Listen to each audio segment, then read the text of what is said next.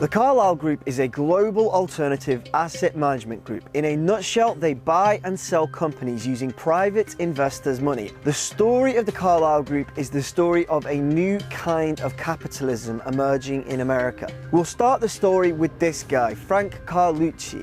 He had served in a variety of government positions, but from 1987 to 1989, he was serving as the United States Secretary of Defense for Ronald Reagan.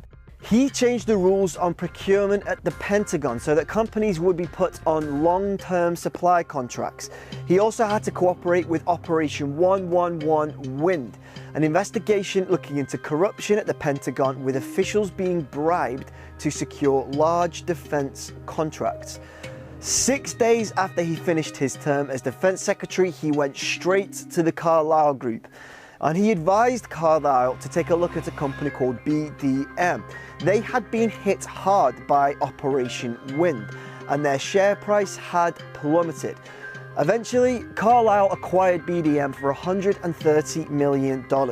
It was a steal, because it turned out that BDM were on a long-term contract with the Pentagon. Is it possible that a person like Frank Carlucci might have known which companies were on long-term contracts and which were not? Who knows, but the Carlyle Group sold BDM in 1997 for $975 million.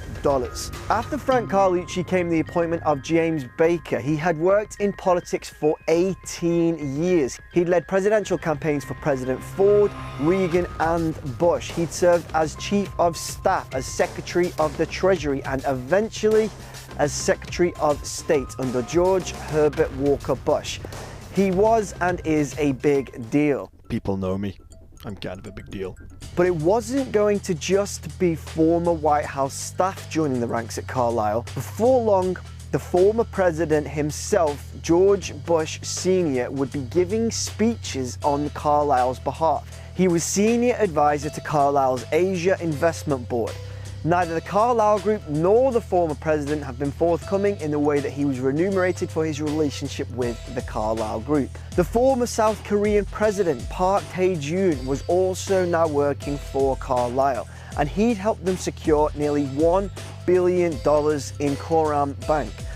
So when George Bush Jr. gave the United States a pretty radical change in policy towards North Korea, North Korea is a regime arming with missiles and weapons of mass destruction while starving its citizens. States like these and their terrorist allies constitute an axis of evil, arming to threaten the peace of the world by seeking weapons of mass destruction. It did not go down well in South Korea.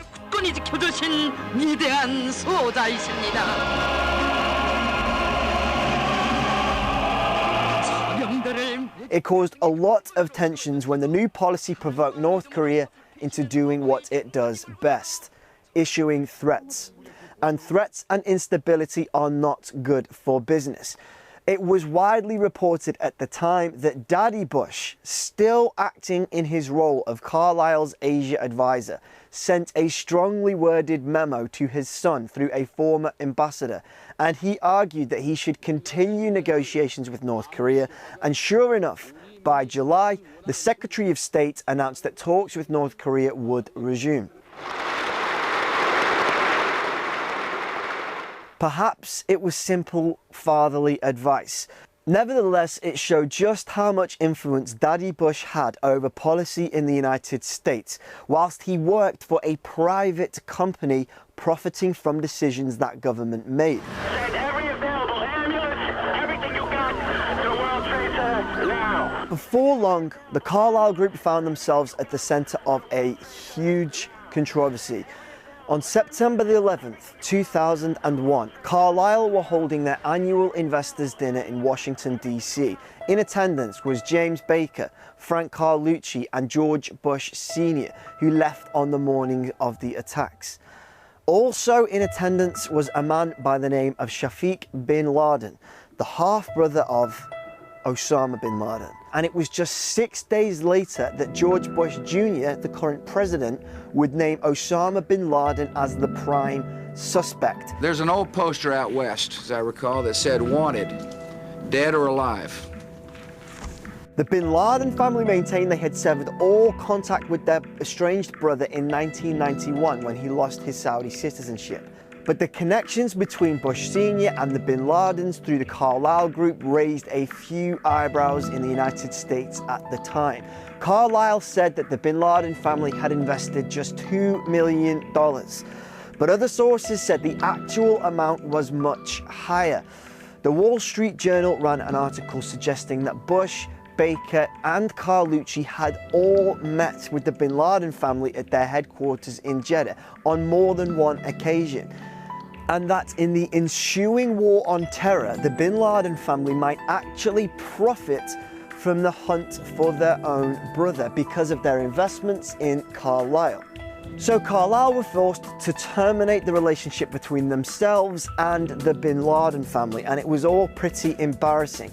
But they managed their way through the PR catastrophe quite well. Cynthia McKinney, who sat in the House of Representatives at the time, said it is known that President Bush's father, through the Carlyle Group, had at the time of the attacks joint business interests with the Bin Laden Construction Company and many defense industry holdings, the stocks of which have soared since September the 11th.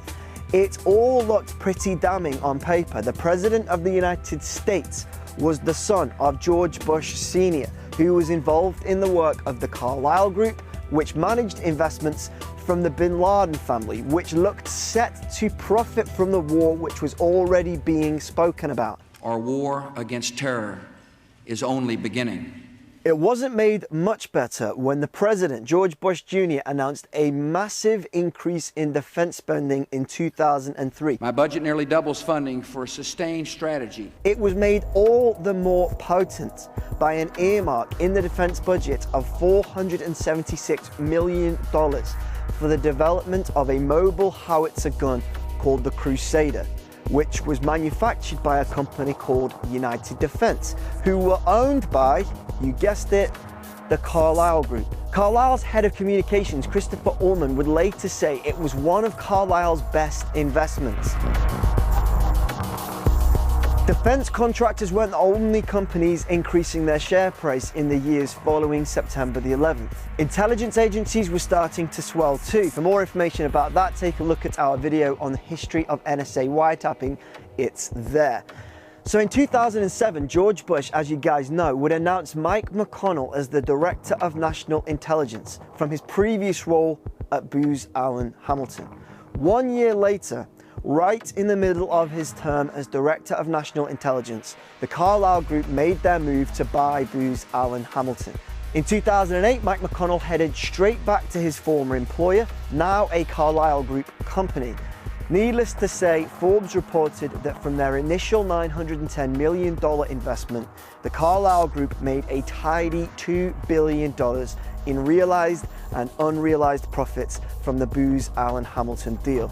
It's probably worth noting at this point that Mike McConnell had served as head of the National Security Agency from 1992 to 1996, and he was nominated to that position by George Bush Sr. So when you begin to investigate this kind of access capitalism, as it was called at the time, it does raise quite a few interesting questions and a whole range of paths that you might take to further an investigation.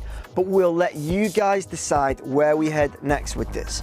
Let us know your thoughts about all of this in a comment, and if you liked this video, please do hit the like button and share it on your Facebook page, on your Twitter account, or anywhere else you can think of. Thanks for watching, and we'll see you guys again next time.